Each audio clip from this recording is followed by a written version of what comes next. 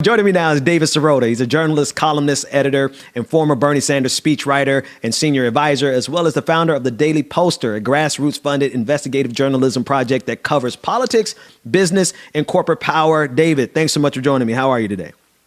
I'm good. Thanks for having me. Pleasure is ours. Listen, I'm kind of glad that we were not able to connect on Friday because over the weekend you published an article, The American Rescue Plan's Money Cannon is Great, but Not Enough. And you went through the good and the bad and the ugly of this particular policy, of this legislation. And I actually appreciate how you contextualized it in terms of giving credit where credit is due, but not overstating it. Tell us about that particular article as well as your analysis.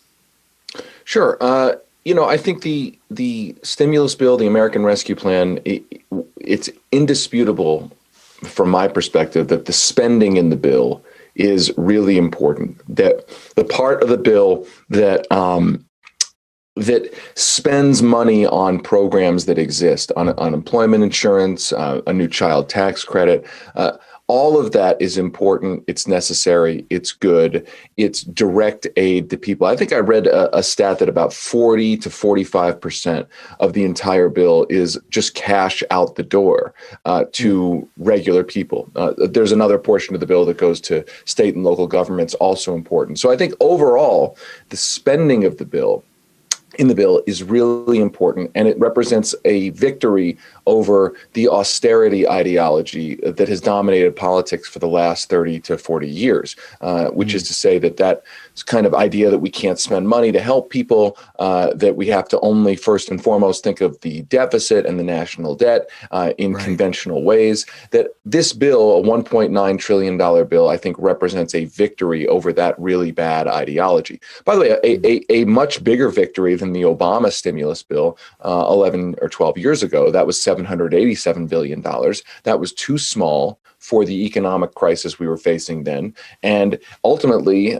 it helped deliver the weakest economic recovery in the post-World War II era. I think this bill, when it comes to spending, is much bigger, much more up to the task, much more adequate and appropriate to the situation. So that's the good. The bad is that the bill did not include much of anything to begin fundamentally restructuring the economy to make the economy as a whole more fair. Also, the spending in the bill, at least for now, is temporary. So it's a one-shot, for now, bridge through the crisis. Again, extremely important, but it's not permanent spending to permanently help lift people out of poverty. And again, the bill did not include things like the minimum wage increase, or tax reform, to begin making the economy itself more fair.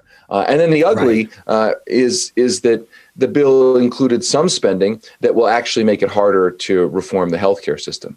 Instead of putting a public health insurance option into this bill, a public health insurance option was promised by Joe Biden, and was promised by every Senate candidate running for Senate in 2020. Instead of putting that in there to start restructuring the healthcare economy, the bill spends about $40 or $50 billion to simply subsidize people to get private health insurance on the ACA exchanges. So essentially fortifying and strengthening the private insurance industry, an industry that those exchanges, by the way, we have seen insurance companies deny 1 out of every 6 claims, medical claims, when you're on an ACA exchange. The ACA private insurance plans are marked by higher and higher out-of-pocket costs for people who are being covered. Is coverage better than nothing? Sure. Could the bill have included a public health insurance option or extended Medicaid or Medicare? And it didn't? Yeah, right. It did not. It excluded those things. It put into the bill the lobbyists' plan, and we reported that at the Daily Poster, that literally healthcare lobbyists put together this plan. This was their proposal, and that was put into the rescue plan. And again, it strengthens the power of the private insurance industry. And I would argue politically makes it harder to argue now, moving forward. Now we have to do Medicare for all or a public option or something that's much better. Right, right. All right, so let's unpack it a little bit. Actually, before we unpack it, let's talk about the politics of it. Right, let's talk about the machinations that were necessary, the reconciliation in order to make it happen, particularly as it pertains to anything else. Right, we aren't going to get the help of Republicans on anything that is meaningful, and so the question now becomes, moving forward for any legislation, is the Biden administration going to be willing to address the filibuster, or are we going to now be pigeonholed to only being able to use the same technique when we have the opportunity presents itself? What do you think about that? Well, that's a really good question, and that's why it's so important. That's why it was so important to try to put some of these things that I just talked about in this bill, right? I mean, I've heard some people say, well, why do you need a minimum wage increase in the American Rescue Plan? Why do you need a public health insurance option in the American Rescue Plan? They can do that later. Now, first and foremost, I would argue that healthcare reform and raising the minimum wage is actually important to rescue people right now. It is a short term, but what was it that half of people who work in minimum wage jobs, those are jobs that are considered essential for the country, essential for getting through the pandemic. But even if you accept the notion, okay, listen, somehow the minimum wage or the public health insurance option don't need to be in this particular bill because they're not necessarily part of short-term stimulus. The problem with that argument is that this bill was brought up under the reconciliation process, and under existing Senate rules, as you allude to, the reconciliation process, which can only be used in very limited cases, but the reconciliation process allows legislation to pass through the Senate on a simple majority vote. So the point, in just the straight up political point, in terms of the Senate rules of adding something like the minimum wage or a public health insurance option to this bill, was that this was one of the only bills under existing Senate rules that could pass with only 51 Senate votes. So anything that's not in this bill under existing Senate rules and outside of another reconciliation process, which for sure could happen in 1 year from now, in the next congressional year. But anything other than that has to basically typically face a 60 Senate threshold, a 60 vote Senate threshold, which is the filibuster. So there's this, we'll put a standalone minimum wage bill on the floor, next week. Well, the Republicans have enough votes to filibuster.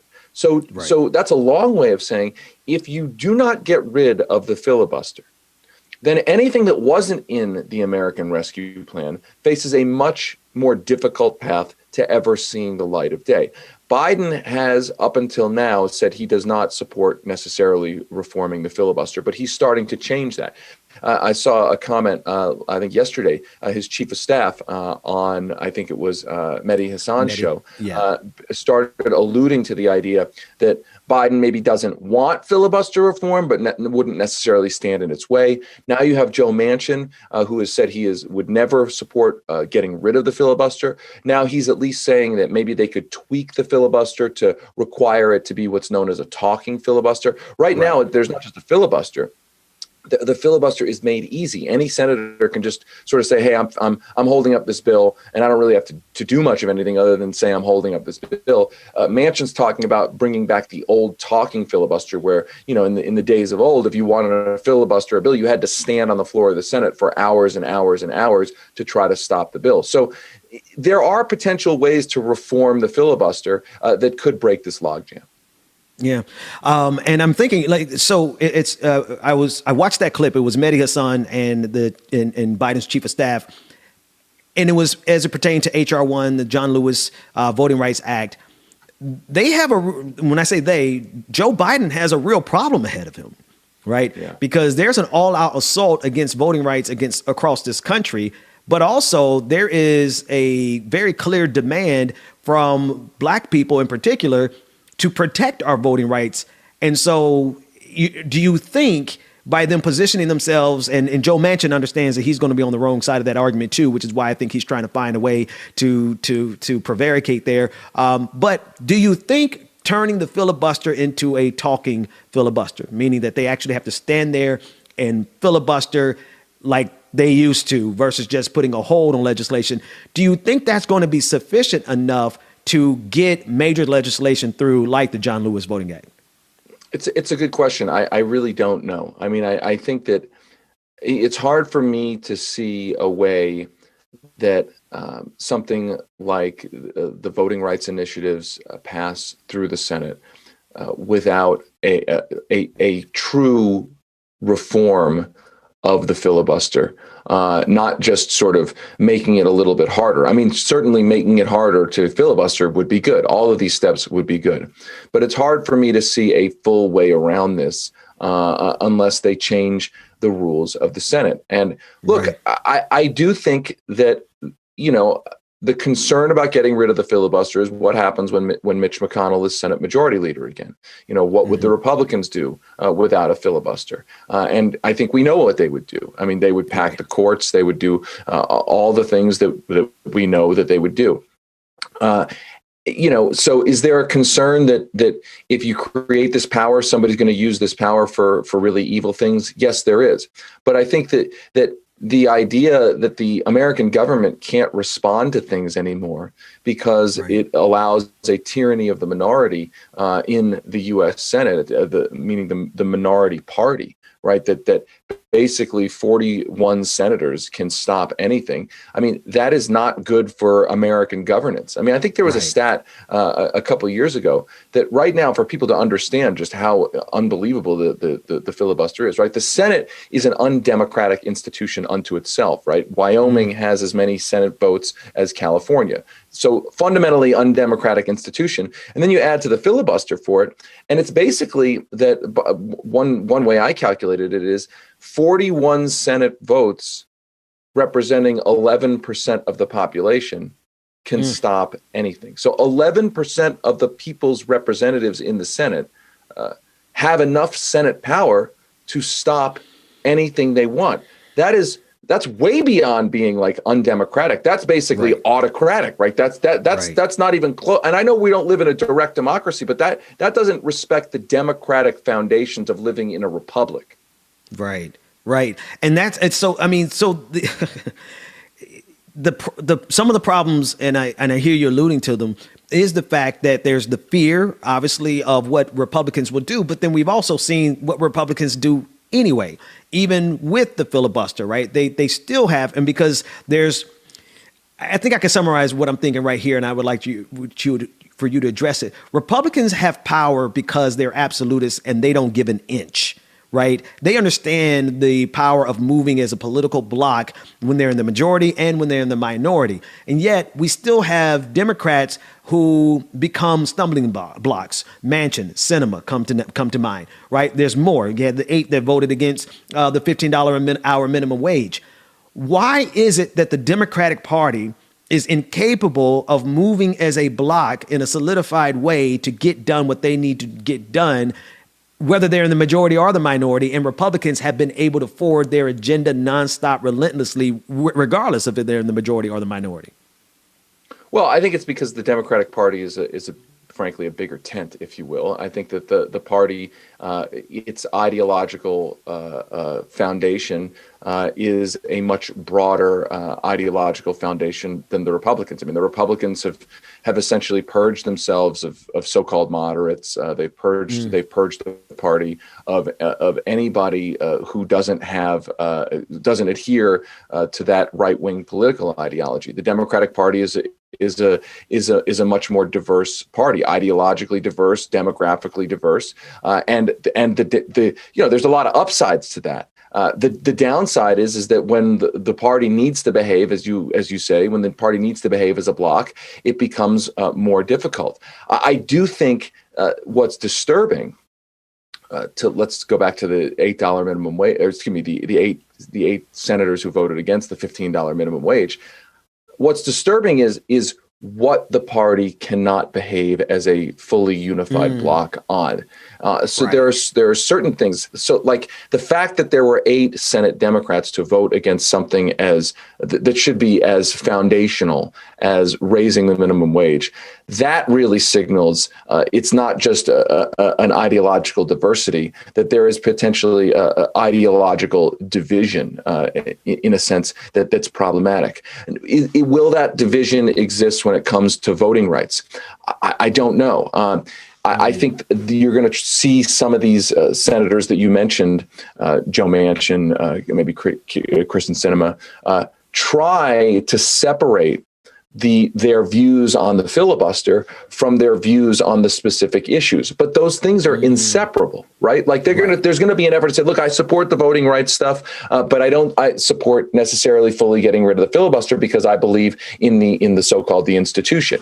And I think what I'm trying to get at here is that ultimately you cannot separate those things, right? That those things are all connected. You cannot support an undemocratic institution that will not allow things to move forward and then pretend that you care about the specific things that need to move forward. You cannot say, I support a minimum wage, I support voting rights, I support all of these other progressive priorities, but I also support fortifying and keeping in place the barrier to any of those things happening, right? That is in fundamental conflict. And ultimately, these senators are going to have to choose. It's the old saying from organized labor. They're going to have to choose which side they are on.